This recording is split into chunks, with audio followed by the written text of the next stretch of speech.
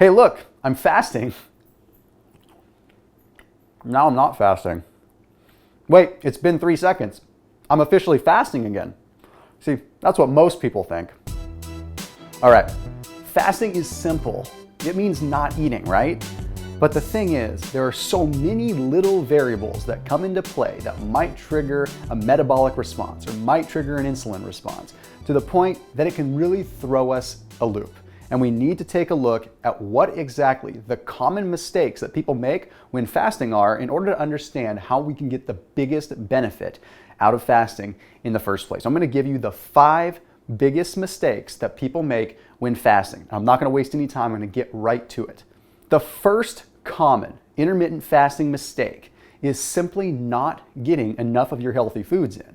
That sounds so vague, so simple, right? And if you're not used to my videos, you're probably tuning out now because you're saying this guy's way too basic, but that's fine.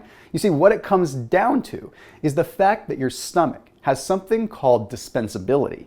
What that is it operates like a muscle. It shrinks and it expands. And if you eat more and you eat more frequently, then your stomach expands and it gets used to eating more. But the thing is, when we're fasting, we're going obviously extended periods of time without eating, which means the stomach shrinks. Well, that's all fine and dandy and kind of a good thing in terms of calorie restriction, but when it comes down to the end of the day and it's time to break your fast, well, then you usually go for the foods that taste good first. So you're gonna go for something that's a little bit more dense or maybe has a little bit more volume to it. The problem is it's gonna fill you up super fast because your stomach shrank. Then you have no desire to have the veggies because you flat out don't have room and you're not hungry. This is a big, big issue. And although it sounds so simple, it's one of the biggest ones that plagues people that intermittent fast. Now, I could tell you a bunch of ways to not have junk food when you first break your fast, but in reality, I'm preaching to the choir because everyone sets out with that common mission, but not everyone can live through with it. So what I recommend is at some point during your feeding window is to get more high-fat, dense foods into your diet. Simply because that's going to allow you to meet your caloric needs and it's going to allow you to more than likely get enough of the nutrients that you need. You see, calorically dense foods like fats are significantly smaller in volume but allow you to reach your caloric goals. So therefore, you're not going into a calorie deficit and you're also not filling up your stomach. So you're able to get enough calories and you have enough room to ultimately get your veggies in. All right, let's move on to the number 2 common mistake. And this is flat out coffee and tea creamers. It seems pretty logical that if you were going to be adding something that has calories, like a creamer, like a half and half, or an almond milk to your coffee, that kind of makes it a food. But most people don't really want to look at it like that. And I think they just turn that off in their brain. They think coffee is coffee. If I add some creamer to it, I'm not breaking a fast. It's a liquid. No, that's not the case. You're still taking in something that is eliciting a metabolic response. If you put creamer, and I mean even a half a tablespoon of low-calorie almond milk that accounts to about 12 calories, you are breaking your fast. Fasting is not eating, not fasting is eating, okay? We need to make sure that we are not consuming any calories during our fasting window, period. Anytime that you consume food or anything that triggers a caloric response or metabolic response, you are stopping the process of burning stored energy and converting over to the process of using food energy. We don't want that. Which leads me in to number 3. Okay, this number 3 fasting mistake is consuming branched chain amino acids. And I'm gonna kick this one off with a research bomb so that it makes sense and I have some credibility. There was a 2011 study that took a large group of young men and they looked at a few things. They were looking at amino acid levels, they were looking at energy substrate levels, and they were looking at insulin levels during a fast. So what they did is on day 1, they brought them all in and they said, okay, we're gonna take your baseline blood work and we're gonna have you fast. And then we're gonna read out your fast blood work for the next 7 hours. They're gonna read it every hour and they're gonna determine where they stand. Okay, everything was all fine and dandy.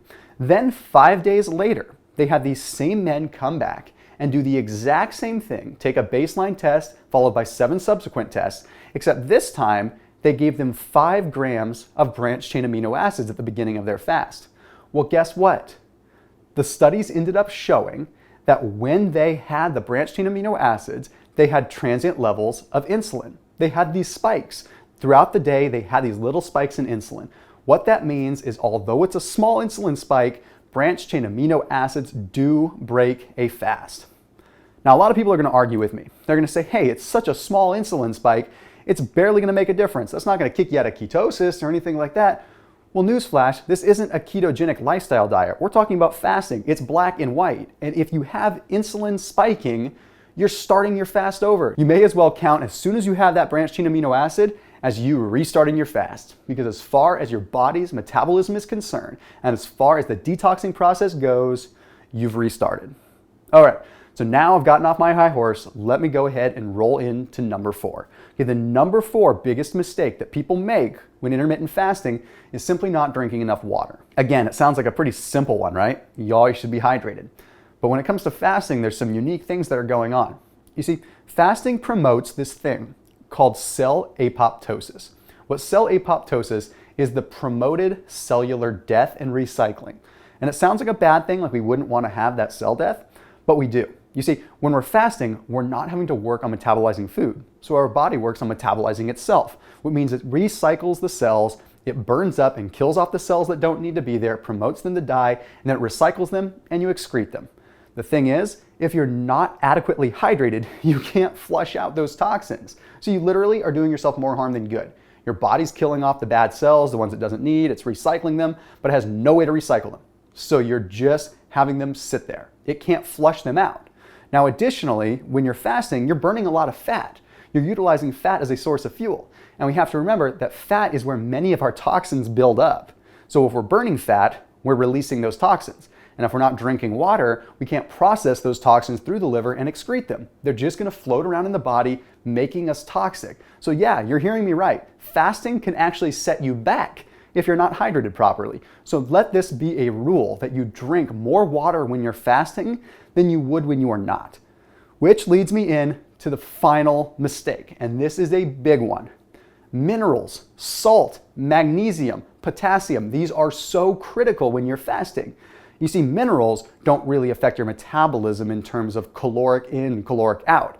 We have to make sure that we're still getting our minerals in, especially if you're consuming extra water during a fasting period. Minerals are so critical for cellular function and for the electrical signals that our brain is sending throughout our body. If we don't have them, we can't function well. But there's an added benefit to making sure you get enough sodium. And I highly recommend you add just like a 1/4 teaspoon or maybe a 1/2 teaspoon to your gallon jug of water that you're gonna sip on throughout the day. What this is going to do is it's going to allow the cell to become more permeable. That isotonic state, okay, the state where the cell has enough sodium to draw in additional water, causes the membrane to expand a little bit and become permeable. A permeable cell membrane means that nutrients and toxins can flow in and out. You've opened a revolving door so that the cell can breathe, can eat, waste, and detoxify. It's the way that it needs to be. So if you have those minerals while you're fasting, it allows that process to occur and allows you to maintain hydration. So as always, make sure that you're taking these 5 things into account on a fasting day specifically. And if you ever have ideas on different videos, or if you have different ideas on kinds of diets you want to hear about, let me know. Please comment below and be sure to subscribe to my channel so that you see all 3 videos we put up every single week. As always, I'll see you in the next video.